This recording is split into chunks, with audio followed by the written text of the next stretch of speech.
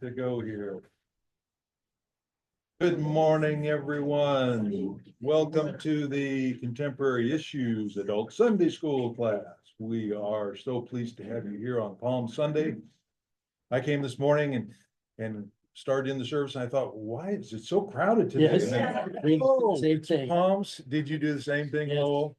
Yeah, and then I remembered Next Sunday. next Sunday, that's right. Better get here really early. That's right. But it reminded me of when I was in Israel, one of the two times I was in Israel and had the privilege of waving the palm branches as we walked down the Mount of Olives to the Garden of Gethsemane. To be in the place was really special. Yeah. So I always think about that every Palm Sunday now. So it's a special time. Well, we are pleased today to have Jeff Riley with us to talk about libraries. I was talking with Jeff one time about it and thought this would be a great topic for our class. How do we use libraries? They've changed so much over the years. And so we'll have a good discussion today. Jeff is the immediate past director of the Friends of Denver Library Foundation, which raises money for them. So he knows all about the Denver and suburban libraries. So we'll have a good discussion about it. But first, our usual announcements. Zoomers, welcome. Nice to have you here. Please mute yourself in the lower left corner of your screen when you're not speaking, and we will record this for future playback. And any first timers here today? Just want to welcome you and say hi. Okay. Okay, let's see. Anything else? Anybody want to announce anything? Yes, Frank. Standard, Frank Atwood, Maureen Supple, potato party. Potato party. If you're looking to get outside the bubble of familiarity that you currently are in and would like to see new people, you show up at our house. It's a technique for Maureen to get me to vacuum the house once a month. Good idea. If you're looking for an invite, eager to give you a invitation. Okay, all righty. Friday, this coming Friday. Coming Friday. Frank will have a little handout for those who want directions to. Lee.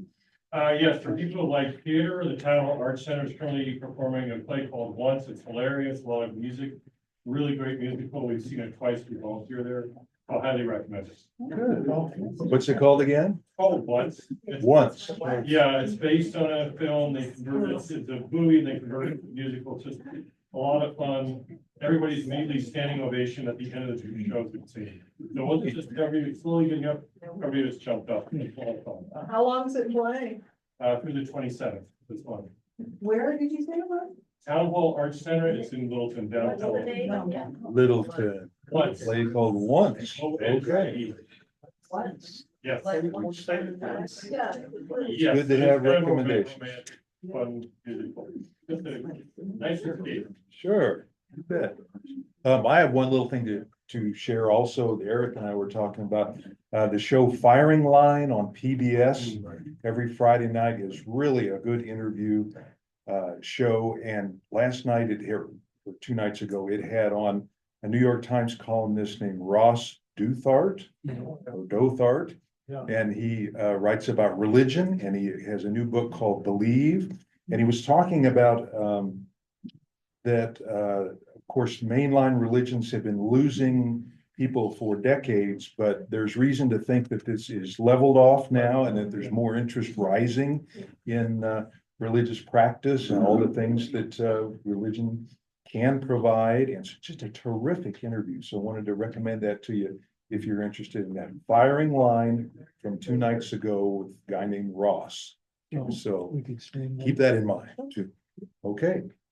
All right, with that, we want to leave plenty of time for Jeff, and he's going to present a 30-minute slideshow that's going to answer our questions about how libraries are used. The print books are still the favorite by far, and I'm glad for that. I love the paper. I do too. Yes, you do too. And much more. So he will take questions and comments during the 30 minutes, but then we'll have time for discussion, and we want to hear how you use libraries.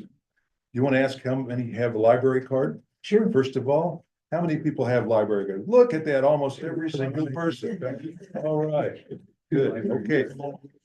With that, please welcome Jeff Riley. Thank you very much, Steve. Thanks for inviting me to do this. I'm pleased to be here and I'm pleased to be here with all of you today.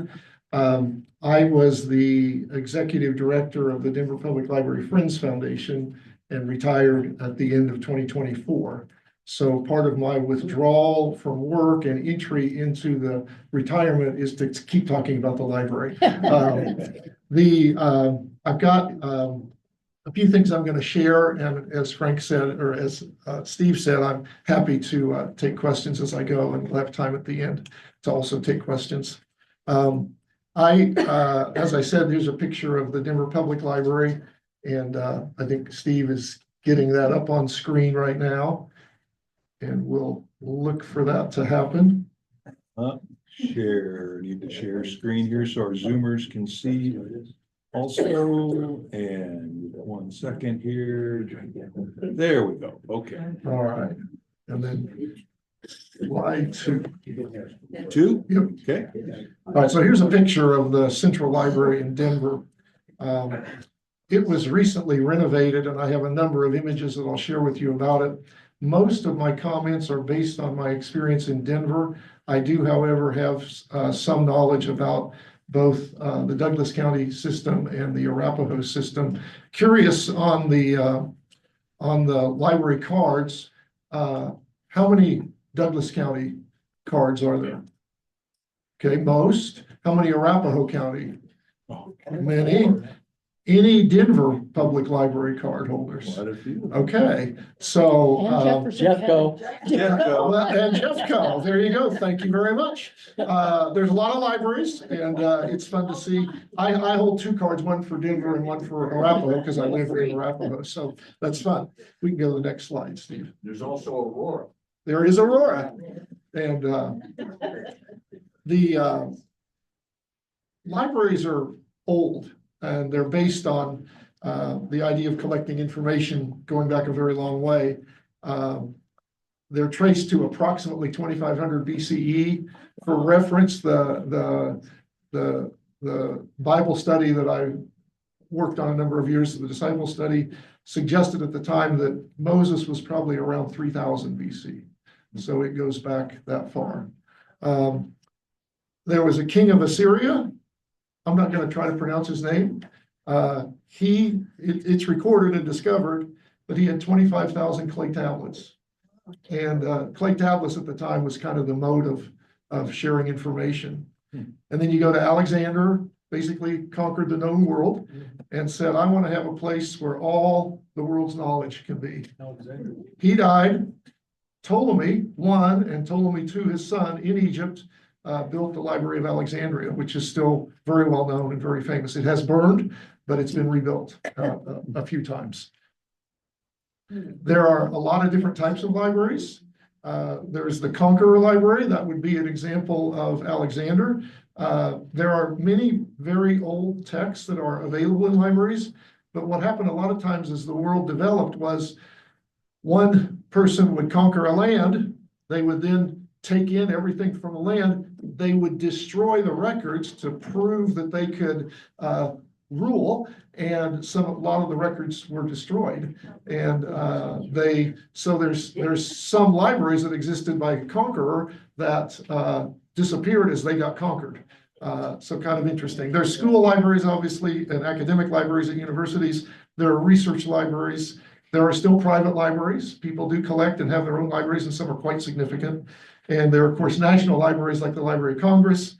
And then there are public libraries, which there's the public library movement actually, the pure public actually started in the US. It was in New Hampshire in 1833. The public there passed a tax to support the library and make it to be open without charging people to come. So that was the first public library. Didn't Ben Franklin do the same in Philadelphia? Ben's was private. Okay. And he never opened it fully to the public, according to the records I've seen. What was the state that you mentioned? New Hampshire, yeah. And How many presidential libraries? You know, I don't know how many presidential libraries there are. I would consider those to be national libraries. Yeah. So, you know.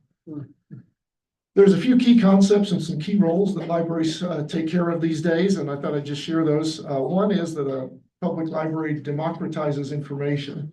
What I mean by that is that it's made available to all. And in that way, it's a democratic process. And then the other one, key concept, is that public libraries actually manufacture what's called social capital. And social capital is something that is good for a community. I'm going to talk about that a little further in just a minute. There are two key roles that I've highlighted. One is to collect and distribute information and knowledge for all. That's the key. And then the other one is to address pressing community needs. You might not think about that, but I'm going to talk about that for a minute or two as we go along. I put together a chart here, and this is from the Public Library Annual Report. It's a required report that all public libraries have to file, and they file it with the state and nationally. And you can see here some of the numbers. Legal service area is the population served. And you might say Arapahoe County has a lot more than 271,000 people. It does, but as was pointed out, there's also the Aurora Library.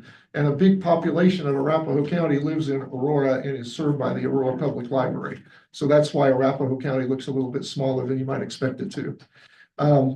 I won't go through each one of these. You can see the Denver Public Library has a budget that's about twice as big as both Arapahoe and Douglas County. And I have a question. Yeah, I thought Arapahoe County had its own taxing district for the library. It does, yeah, and That's through Aurora or was it? And so does Douglas County, and Denver is not a library district. So there is I'll divert for just a second. There is a set of laws called library law. It's different than any other section. It's written into the Colorado Revised Statutes, and it's called Colorado Library Law.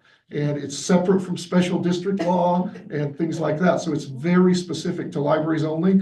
And it provides a set of rules and regulations that govern a library district. So the Arapahoe district has a boundary for it that is not Arapahoe County.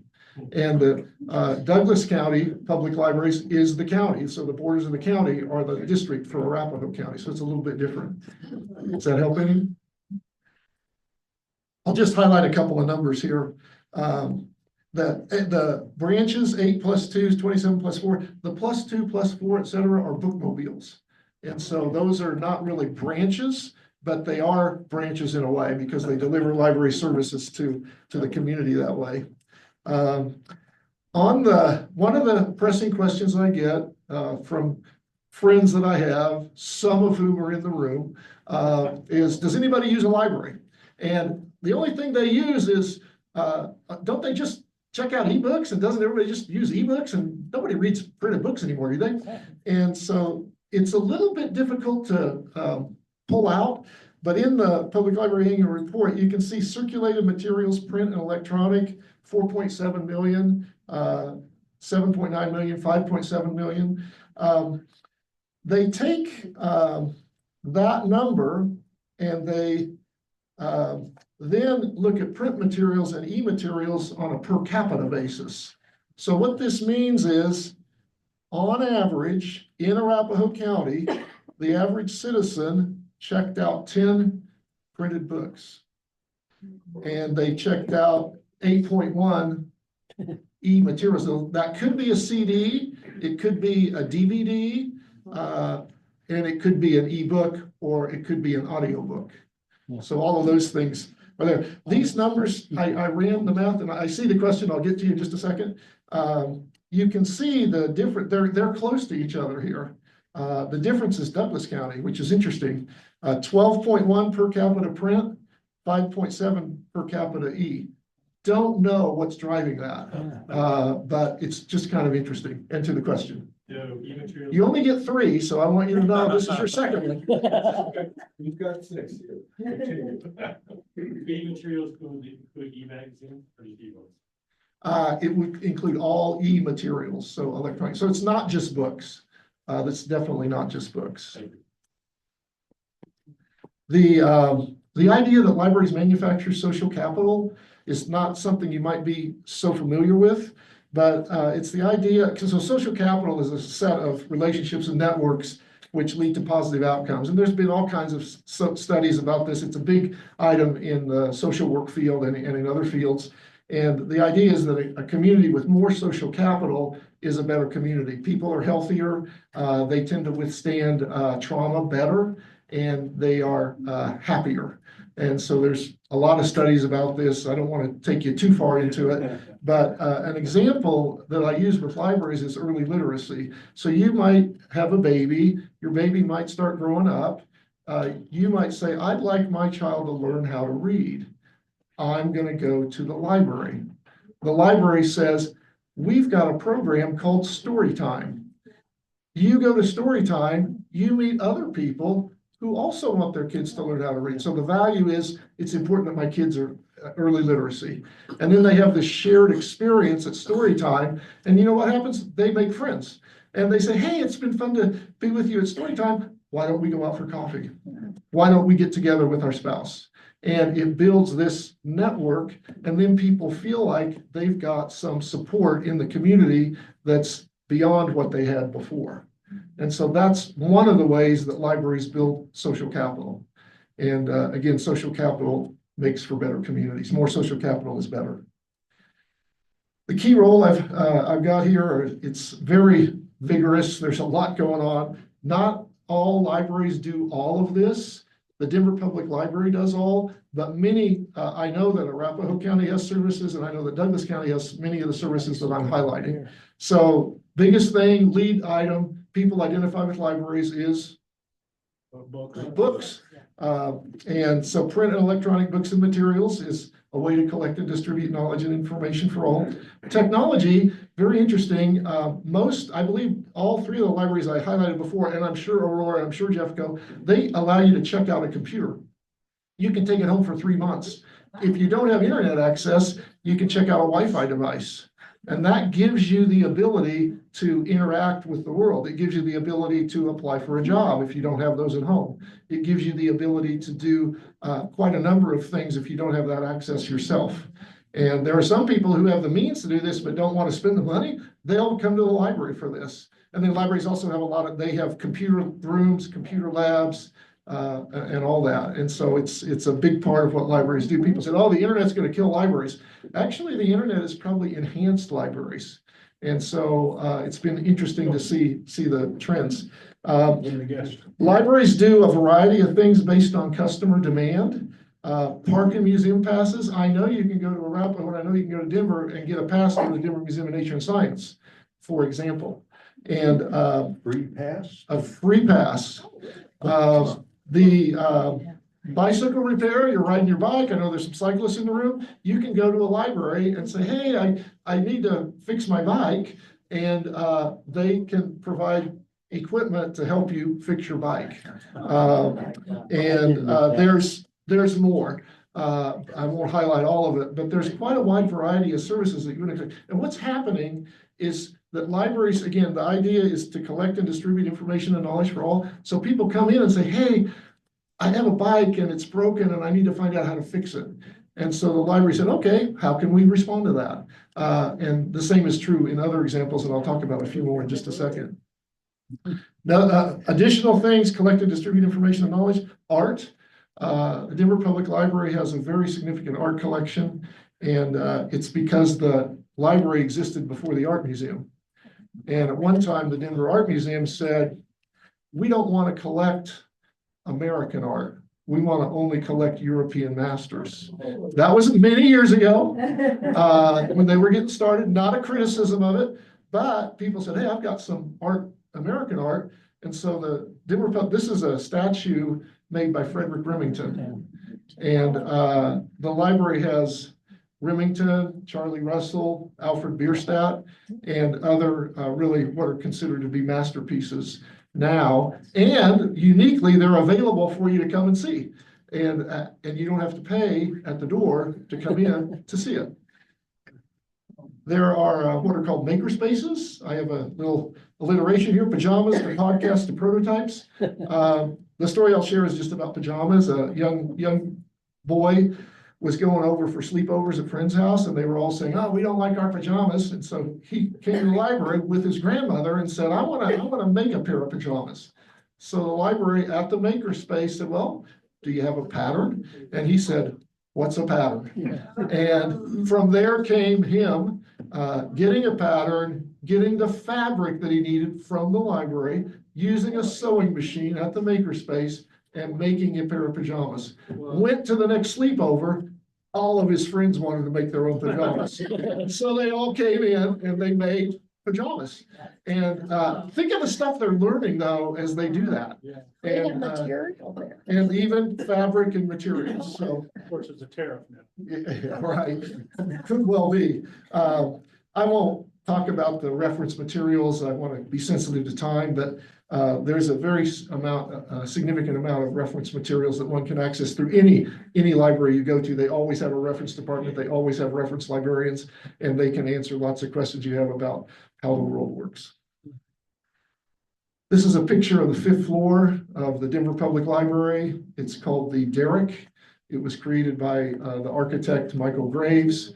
The Denver Public Library Central Library is a often referenced, in fact, it's the most referenced example of postmodern architecture in textbooks in architecture schools. It's one of the great contributors to the architecture of Denver. And many local libraries, both in all the libraries, I'm sure in Jeffco, Aurora, I know in Arapahoe and Douglas County, there are buildings there that are significant to the community. The Denver Library has special collections, which are also called research collections. Western history is one of them. African American history is one. And there's more, as I said, the records of all the papers of all the mayors.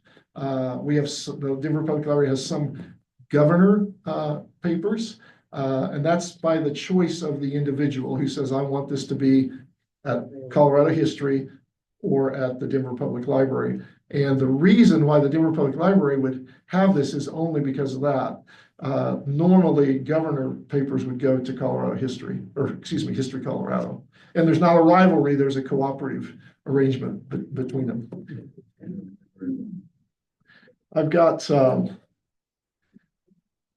again, addressing pressing community needs. I mentioned the Storytime story about early literacy and programming. That is a pressing community need. We don't have every kid or enough kids reading at grade level by age 8. Every library in the country is interested in improving that number. And that's a very pressing community, because if you're able to read by age 8, you are much more likely to graduate from high school. You're much more likely to go to college. And there's a lot of other statistics that go with that.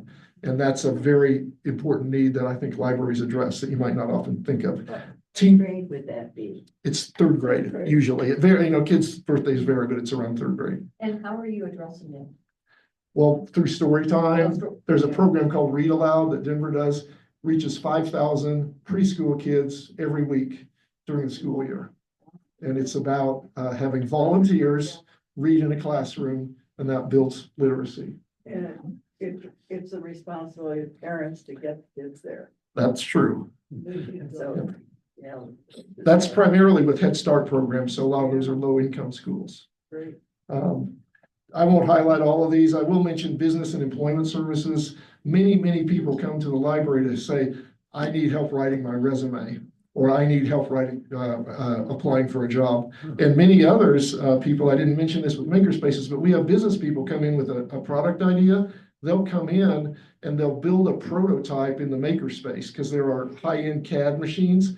There are 3D printers, and you can go in and you can then print a prototype. You can also go to the reference department where there's a patent and trademark office, and you can do the very initial research to figure out if you've got an idea that could be patented. And then after that, it would say, it'd probably be worth it to go see a patent attorney or an intellectual property attorney, or it might say, it's probably not worth taking this idea to a patent attorney. I mentioned technology training.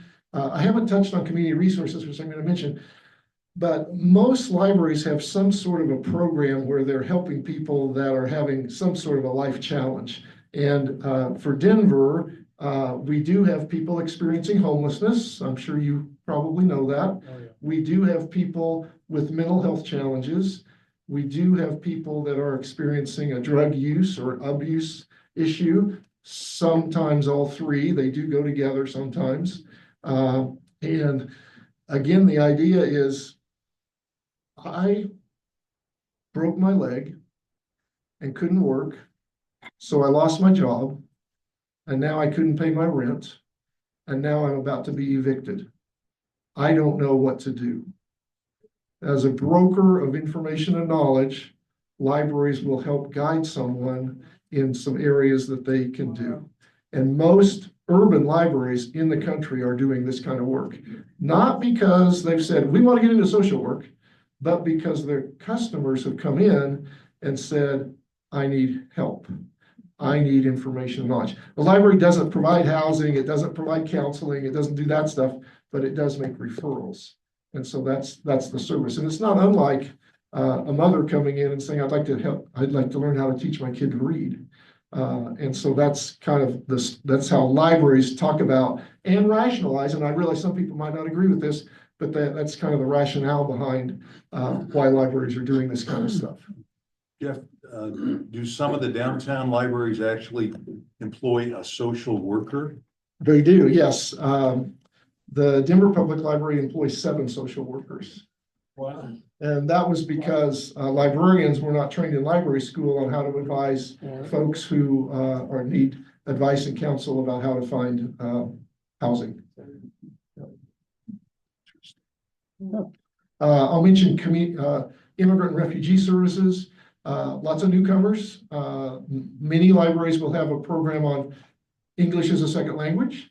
They'll have programs on how to become a citizen.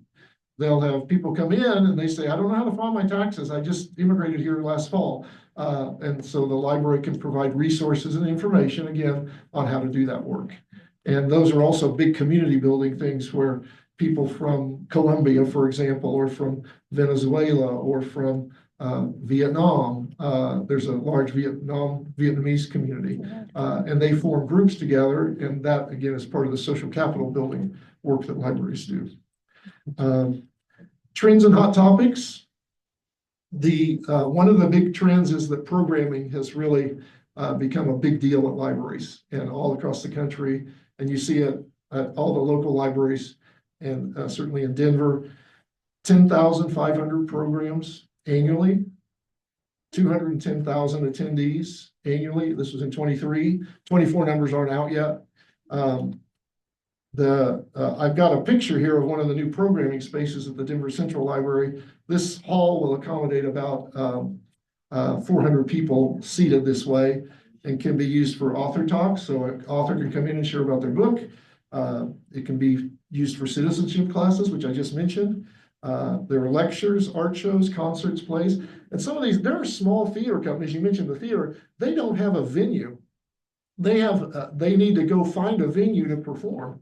And so one of the things that libraries do is provide a venue for that type of a performance. These programs have made libraries community centers, resource centers, places to connect, and a place to diminish loneliness. So there's a lot of work that's done around this social capital building that also addresses the loneliness issue that we have in America. Another hot topic, book bans. Challenges to books are up from pre-pandemic times, but 2024 had fewer than 2023. This was not information from the Public Library Annual Report, this is from the American Library Association, but that's good. Laws have been changed. So Colorado passed a new law. We had some involvement in that. In Denver, I'm sure Arapahoe did, I'm sure Douglas County, I'm sure Aurora did, I'm sure Jeffco did. The law in Colorado now says that a book can be challenged, but the library and the librarian cannot take it off the shelf without a review against the policy that the library has around what it has in its collection. So this prevents someone who, and this happened in Colorado, got fired because the librarian refused to pull the book off the shelf when someone came in and said, you need to remove this book. She said, I can't do that. The library fired her. And that is an incentive to the law that was passed after that. There's a big battle going on right now in Elizabeth. I'm sure you may have followed it. Yeah. Again, the judge has said these books need to be on the shelf because, and this isn't written, but this is Jeff's interpretation, which I think is accurate, because it doesn't violate your collection policy. Your collection policy says it's okay to have these books, and you have to follow your collection policy. So that's the deal, really. Yay. Jeff, what's a typical collections policy? Why would something be pulled off the shelf at a library? So it would be pulled off, so it could be pulled off because of demand. Okay. Bestseller comes out, we have 50 copies of it, bestseller goes away, the author comes out with a new book, 12 years go by, no one has checked out that book for 10 years. That gets pulled. For pulling a book off the shelf that's not viewed as acceptable, it would be a review of policy, which changes, and that could then be, and so what a policy looks like, it says the library X collects, has a collection policy that dictates that we'll have books that represent, the community, they represent all sides of an issue. We have a policy to present both pro and con materials around an issue. It has, that in terms of a book that would not be acceptable or accepted into the collection, it might not be accepted because there is so little demand for it. A lot of self-publishers, apologies if you're one of those, but they contact us and say, hey, my book just got published. And we found out, well, you self-published it. And it's on a topic that is of absolutely no interest based on what we know to the community. And so you're not there. But a book from, there are controversial books, and they're generally there to represent a side of an issue that is either a point or a counterpoint on whatever the topic might be. Yes. Who sets the library policies and once they're set, how hard is it for people to come in and try to change them? They can be changed, and they're often updated, and sometimes they're updated as often as every 2 years or so. They're set by whoever governs the library. So the library districts in Arapahoe County and Douglas County, they have a board of library commissioners. The library commissioners are appointed by the county commissioners. So it's an appointed process, and they have terms of office. And in Denver, the mayor appoints the library commissioners because the Denver Public Library is an agency, it's an independent agency of the city and county of Denver, but it's governed by a separate governing board called the Library Commission. So Thank Yeah. you. Quick note. Almost beyond belief in the news in the last several days, the head of the Department of Defense is pulling books out of the West Point and Annapolis libraries, hundreds of books on such common subjects as racism. Harriet Tubman. Yeah, People. yeah, so I can hardly believe it. yeah, there was an article in the Denver Post this morning about what's getting pulled from the Naval Academy Library. Maya Angelou was one of them, who, the reason why you have a diverse collection, in my biased opinion, is to allow people to gain new viewpoints into their worlds. And a balanced collection has balance.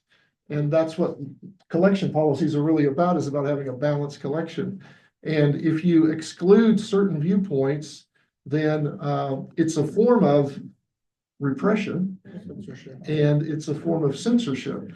And it's something that, again, in my humble opinion, and I'm not going political on this because I think, Yeah.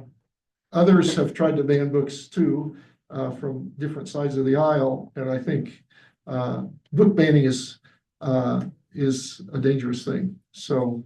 And Just this is from the Trump administration being against diversity, equity, inclusion programs. Correct, that's what I've read. Flowing from the top. How does it survive? It isn't legal.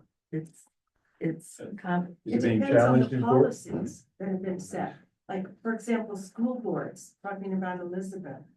If people change on that school board and are more conservative, Yep, they can change their policy. correct, that's true. Which they probably would do. They may be looking at that, yeah. Interesting. Yeah, the couple of other trends and hot topics.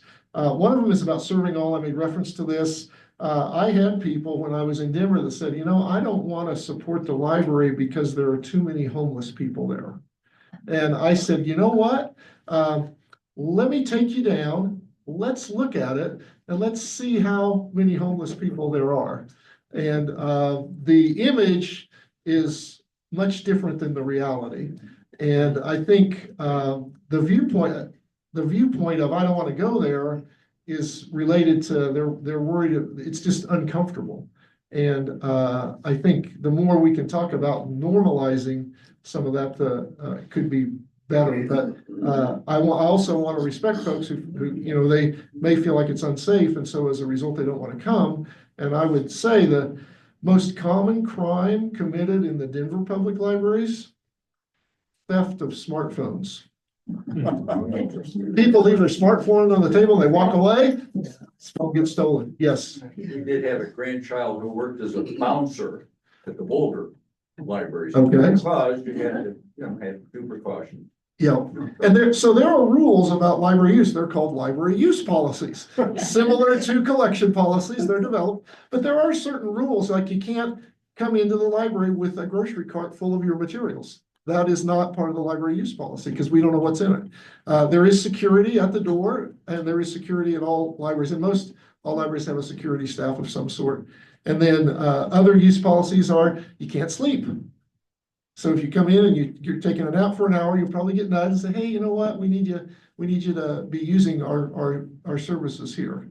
And there are other you can't attack other people. You can't take drugs. You can't pull out a gun. You can't threaten people. You can't yell at the librarian and say you're going to kill her. Those are all violations of library use. And so you can get banned from the library. The Denver Public Library, and I suspect other libraries have a book of people who've been banned, and they're known to security, and they can work their way back in to get access, but they have to go through a little bit of a program about what's appropriate, what's not, things like that. So it's not like it's a free for all. There's no rules. The other thing is about e versus print materials. I was asked this previously, and this is the latest Pew study, but a 2021 study said that 65% of adults in the US had read a printed book and 30% had read an ebook. So that's 2021. I'm sure it's developed some since then, but published books are still very popular. And Ron has a question. oh, sorry, I missed it. Wondering if anybody be able to guess what was the greatest revolution in academia libraries in our lifetime to enhance research. Don't know what. Xerox machine. Oh, Copy machine. Copy Yeah. machines. I worked at the Powell Library in the UCLA campus in the photography department, and we used to have to take pictures, actual photographs of books, which was a very expensive process, because you have to go through all of that. You're doing 100 pages, you can imagine it's 100 photographs and so on. As compared to this new machine came in called a Haloid. And that was a predecessor named Xerox. So, and it just revolutionized research in America. When was that? Not unlike Gutenberg. 1843. Yeah, well, No, that was 1962, 63. thanks for sharing that. Jeff has 3 more slides and it's 11, Yeah. 12. Yep. Then we'll go to discussion. We'll try to dance through this. Here's a chart that shows how ebooks and printed books compare, and this is across the world, so you've got China, the US, Japan, Great Britain, Australia, et cetera. And you can see, like in Great Britain, quite a difference between printed and ebooks. The US, it's a lot closer than a lot of other countries. And I will tell you that ebook growth is going faster than printed book growth. So what that means is at some point in the future, you could see ebooks overtaking printed books, but they haven't yet. And there's still a large cohort of people that, and how many of us do both? Many people do both. So it's not like you have to do one or the other. And we see, I think that trend continues as well. Jeff, quick question on that. What format do people get ebooks? Is there an ebook audio reader machine or? Well, Kindle is How do by they- far and away the most popular Kindle. e-reader. Uh-huh. And then Libby is a very popular app that most libraries have, by which people check out ebooks. Yeah, And just check it out online and it downloads to your Kindle yep. and just read it that way. Is that right? Yep. Okay. These are just the last items here. So attendance at libraries across the country is down from the pandemic. People have not come back to libraries to the level they were before. The perception that libraries are no longer needed is out there, and that's a challenge. The defunding of IMLS, so IMLS is the Institute for Museum and Library Services. It's a federal agency that has been closed by the Trump administration. And there is quite a movement out there. And if you were interested and if you felt like this was something you would support, which I realize you may not, you could go to this saveimls.org website and you could just sign a petition that says, I think the IMLS is good. Colorado will feel the closure of the IMLS because the IMLS annually funds the state library. The state library then funds primarily small rural libraries for programming that they need. And so that will go away with the closure of the agency that happened over the last couple of weeks. And then, are there any Denver residents here? Nobody that lives in Denver? Yeah, well, that's okay. So in Denver, there's a new bond coming out called the Vibrant Denver Bond, and there's a lot of work happening around that. And part of it is to help support libraries. I have, you're interested in a tour. I don't know if anyone would be interested, but if you would, I'd be happy to lead a tour of the Central Library. It's quite a building. It's really a landmark building, and it's been newly renovated. So it's fun to see.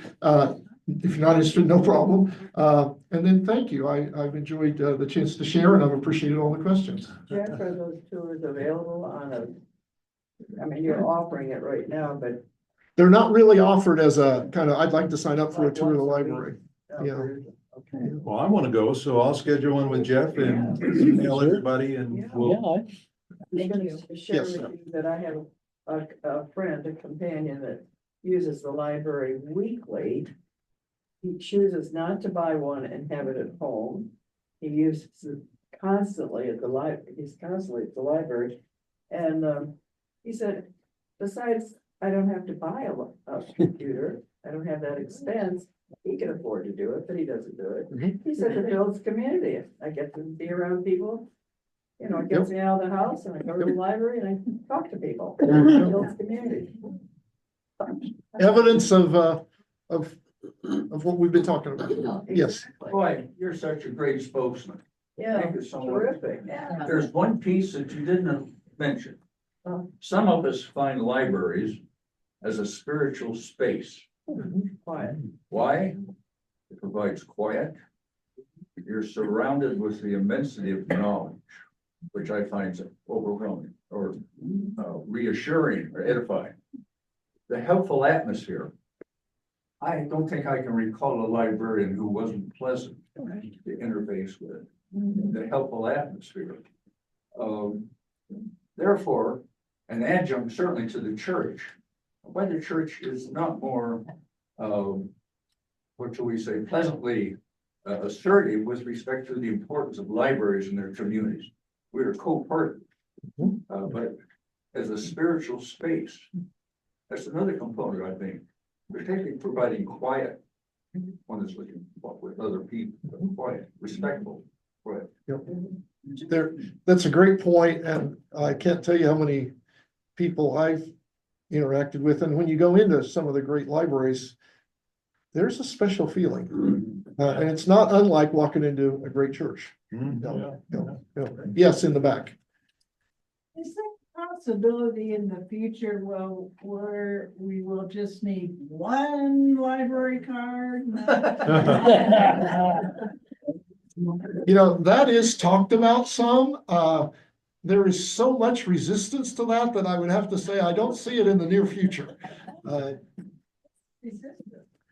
Well, it has to do with, you can get access to all libraries through your library card.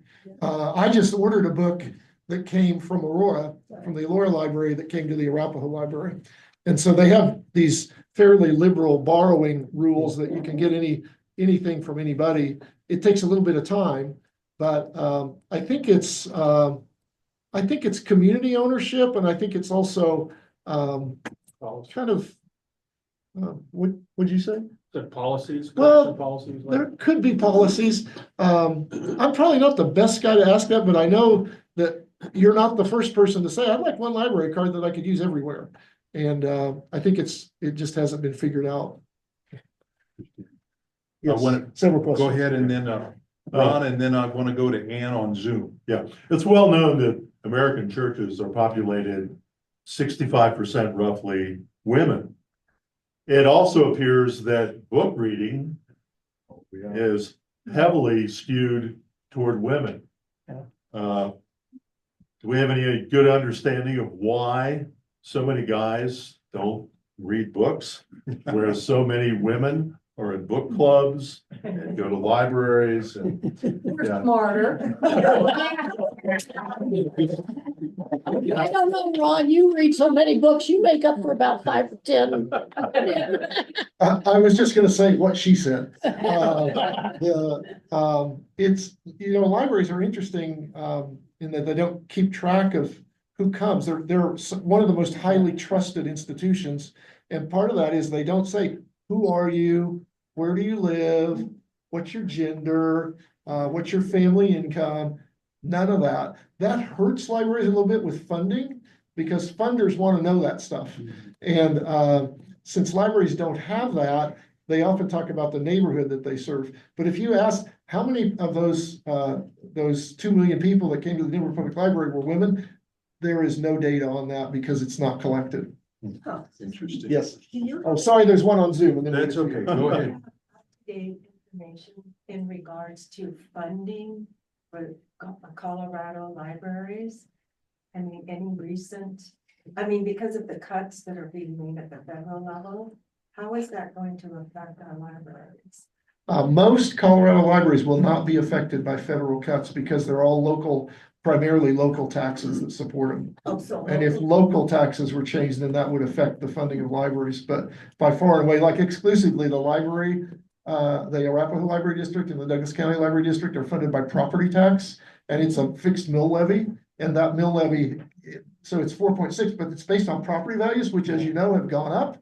And so they've gotten more money because of that. And so it helps keep those libraries able to fund. Denver's is not, it's primarily funded through an allocation from the city. So that's a challenge for the Denver Public Library. But the libraries across the country are primarily locally funded. Good. Ann, and then we'll get to your questions in the back. Ann Wormley, go ahead. Hi, Jeff. Hi, Ann. Anyway, thank you for doing this presentation. I just wanted to mention that I lived in Denver from 1974 to 2012. Denver Public Libraries were like my home away from home. I couldn't believe the services they provided. In the 1990s, when my kids were growing up, Park Hill even had a toy lending library that we used. And the amount of summer programs that they did in addition to just reading books to kids was phenomenal. They kept my kids entertained when they were preschool, early elementary. Anyway, I just had to put a plug in. I still use Ross University Hills Library. In fact, I have a book checked out right now. And then I wanted to also put in a plug for Bemis Library. I've lived in Centennial for 12 years.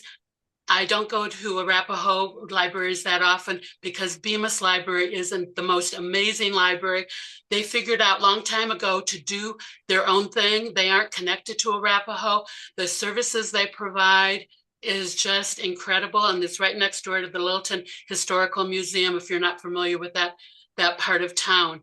But libraries are still the best thing for me, and anyway, I couldn't say enough good things about libraries, Jeff. Thanks for your presentation. Explain the Bemis Library.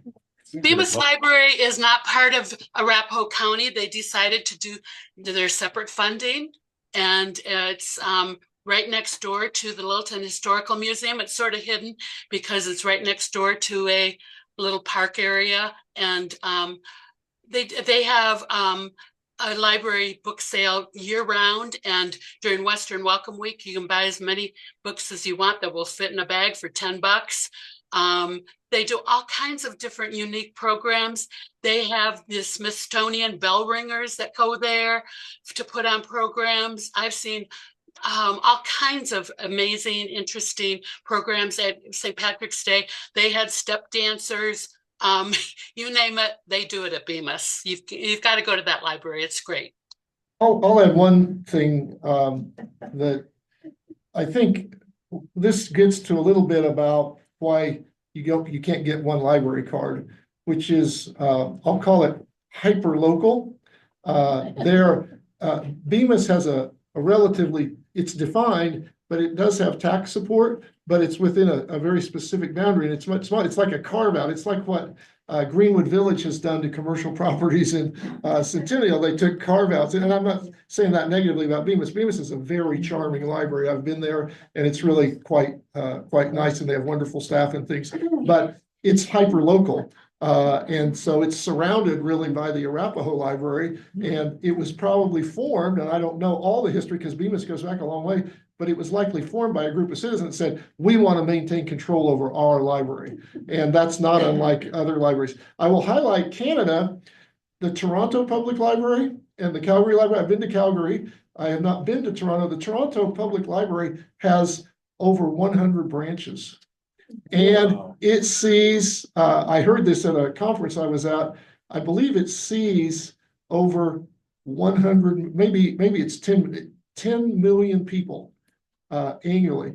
And so sometimes people say, oh, I told people I got the job that I got when I got it a number of years ago.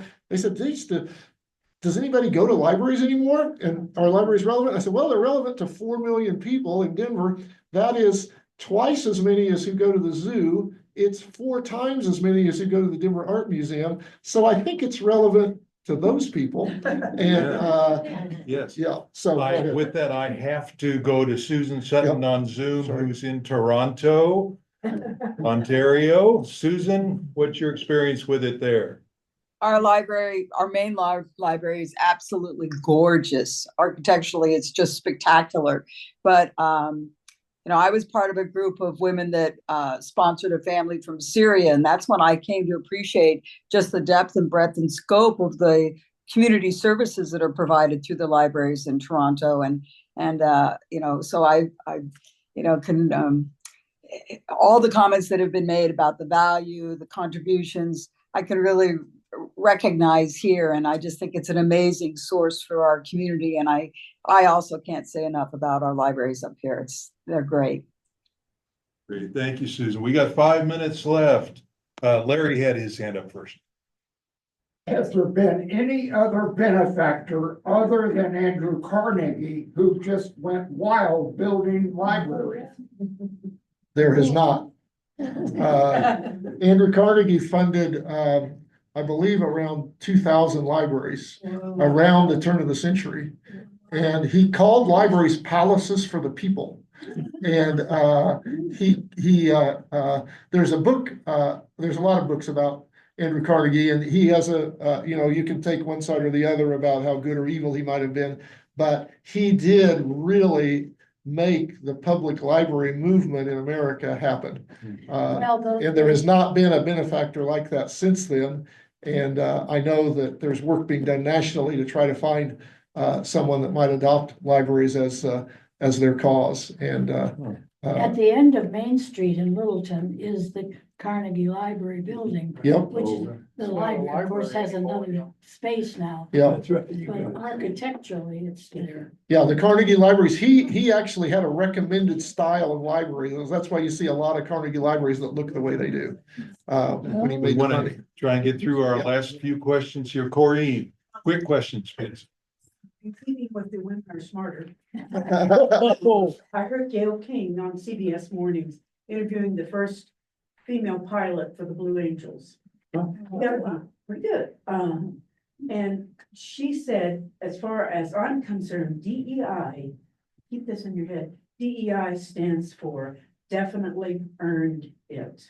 And all of these records, her record was taken out, and so many people, you know, have been removed, their information's been Yeah. removed, and it's just disgusting. But I think DEI definitely earned it. Think about that when you hear the term DEI. Good one, Corrine. Yeah. Bill, do you have your hand up? Yeah. My library is the Lone Tree Library in Okay. Douglas County. And I enjoy going there on Tuesdays for a chat group. Chat A bunch group. of us sit around and just talk about stuff. But they have a program now where certain physical exercises to develop more or different neural pathways in your brain. Oh, brain exercise class. Good. That's what we do here. Frank. Davis Library, that's Thursday morning senior group, but my question is with regards to these corner libraries, street libraries, boxes, for 2 or 3 linear feet worth. Comment on those? I'm not understanding your question. Little free libraries. Oh, little free libraries. Oh, yeah. I think they're great. I have no information about the number, their use, or issues with them, but I think any library would tell you that they're supportive of anything that encourages people to read. And That's the so, little box on a Yes. pole that's Yeah. next to. We Right. have one in King Harold. yeah.